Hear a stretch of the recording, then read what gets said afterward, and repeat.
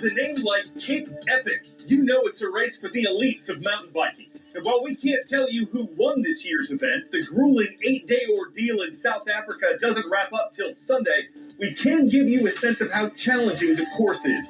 It covers more than 374 miles, an average of almost 47 per day off-road. If you prefer downhill, you'd probably hate it. The course has more than 10 miles of climbing. Organizers say entry slots sell out right away for what's known as the Tour de France of mountain biking, and many competitors enter a lottery for a chance to ride here. They do that in teams of 2 that have to stick together throughout the race. The Cape Epic is dry. It's hot. Every team has to carry an emergency button in case they get in trouble somewhere remote. And while hundreds compete in the men's and women's events, there are a few champions who've stood on the podiums before and ride for another epic victory.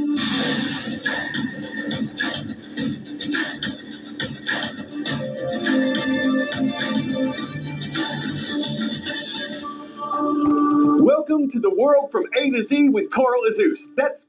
And I'm thankful to be part of your Wednesday. A ceasefire has fallen apart in the Middle East. It took effect in January and involved the nation of Israel and the Palestinian militant group Hamas, which controls the territory of Gaza. Their latest war began in 2023 after Hamas launched a terrorist attack that killed 1,200 people in Israel and took about 250 others as hostages. Since then, the health ministry run by Hamas says tens of thousands of Palestinians have been killed in Gaza. It doesn't say how many are Hamas fighters and how many are civilians. Over the months of war, some of the hostages Hamas took died while in captivity. Some were released, and dozens were freed as part of the recent ceasefire agreement, while Israel freed almost 2,000 Palestinian prisoners. But the two warring sides couldn't agree on the next steps. Israel wants Hamas to release all of the remaining hostages. 24 are believed to still be alive. Hamas wants Israel to pull all of its forces out of Gaza. Which of these things happens first was a major hang-up, and the first phase of the ceasefire ended 2 weeks ago. On Monday, Israel accused Hamas of repeatedly refusing to release more hostages and rejecting U.S. peace proposals. And Israeli fighter jets resumed bombing the Palestinian territory, killing more than 400 people, according to Hamas. The militant group accused Israel of breaking and overturning the ceasefire agreement and for leaving the hostages, quote, to an unknown fate. What happens to them, what happens to Palestinian civilians displaced by war, the path to peace, and the future of the region are all unknown at this point. Word and knowledge. Which of these projects cost the most to build? Burj Khalifa skyscraper, International Space Station, Large Hadron Collider, Channel Tunnel. In terms of man-made objects, nothing comes close to the $150 billion cost of the International Space Station. After being stuck on the ISS for 9 months on a mission originally supposed to last 8 days, NASA astronauts Sonny Williams and Butch Wilmore were scheduled to come home last night. The Boeing spacecraft that took them up last summer had too many problems to bring them back down. So a SpaceX capsule that took a new crew to the ISS Friday was set to bring Williams, Wilmore, and 2 other crew members back to Earth, or at least the ocean, Tuesday evening.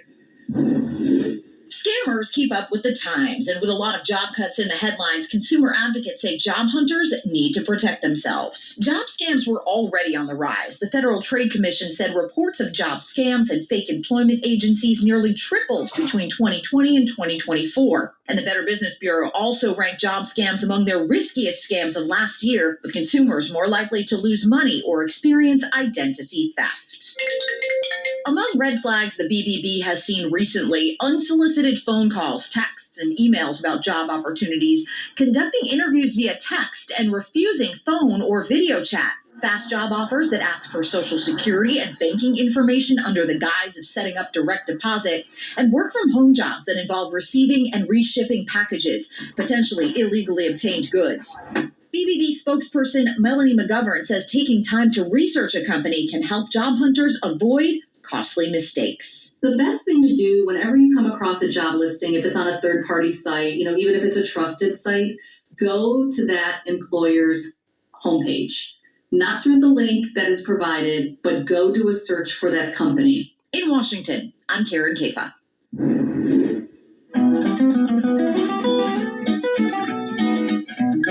On this date in world history. On March 19th, 2003, the United States entered a military conflict against Iraq for the second time in 12 years. President George W. Bush ordered airstrikes against the Middle Eastern nation as the U.S. and dozens of allied countries fought to remove Iraqi dictator Saddam Hussein from power. They believed his country illegally held weapons of mass destruction, but none were ever found. Hussein's government collapsed 3 weeks after the conflict began, and he was arrested later that year, found guilty of crimes against humanity, and executed in 2006. On this date in 1918, U.S. President Woodrow Wilson signed a bill establishing the periods of standard and daylight saving time. It meant turning the clock forward an hour in the spring and back an hour in the fall. The law also created 5 time zones across America.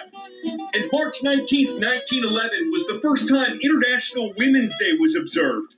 The organization says more than 1 million people turned out in 4 European countries to support women's suffrage and the right to hold public office and to protest discrimination. The event has evolved and expanded since then and is now celebrated annually on March 8th. Another historic event, the Battle of Britain, raged from July to September in 1940. It was a ferocious fight in the sky. The Luftwaffe Air Force of Nazi Germany tried and failed to lay the groundwork for an invasion of the United Kingdom in World War II. British forces successfully defended their island. And the last surviving British pilot who fought in the battle, John Paddy Hemingway, passed away Monday at age 105. The British Broadcasting Corporation says Group Captain Hemingway was shot down 4 times during the war and had to bail out twice. The Royal Air Force awarded him the Distinguished Flying Cross for acts of valor and bravery, and it said his death this week signaled the end of an era and the poignant reminder of the sacrifices made by those who fought for freedom during the Second World War. History isn't only in textbooks, it's all around you. At Educational Travel Adventures, we take students beyond the classroom and out into the world. Your adventure starts here. Is it constitutional? Connecticut was the first U.S. state to ratify the Constitution. True or false? Answer here, false.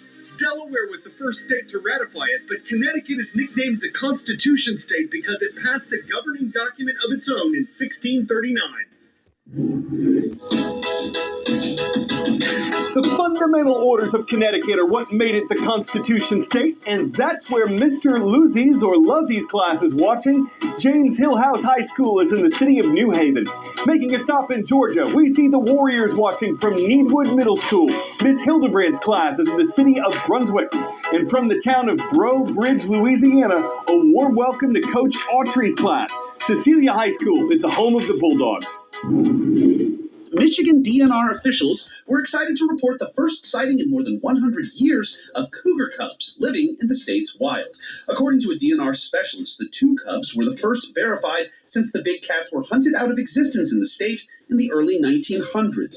Over the years, there have been verified sightings of adult male cougars, but the agency says this recent confirmation of cubs could signal the first known reproduction of the endangered species in modern times in the western Great Lakes states.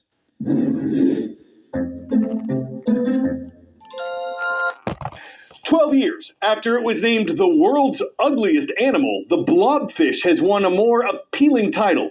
Oh, it's still true that a U.S. government agency describes it as a, quote, big blobby tadpole, just a mass of pale jelly-like flesh with puffy loose skin, a big nose, and beady staring eyes. But hey, it's distinctive, and the blobfish just became New Zealand's Fish of the Year. It's native to waters in the region, and not a lot is known about it, aside from the fact that its lack of a skeleton makes it sag to an unhappy expression when it's pulled from deeper water. Anyway, winning Fish of the Year helps raise awareness for conservation efforts. No reason why Blobby McBlobfish shouldn't have a day in the sun. Well, I mean, as long as he's a fish out of water. He was never fishing for compliments. He's been trolled, if not trawled. He's entitled to have his own fin club, and he was certainly angling for a spot in line to be the catch of the day for one extraordinary fish story. We were quick to take the bait to reel in his tail, and we are glad you sailed with us. I'm Carl Azus for the World from A to Z.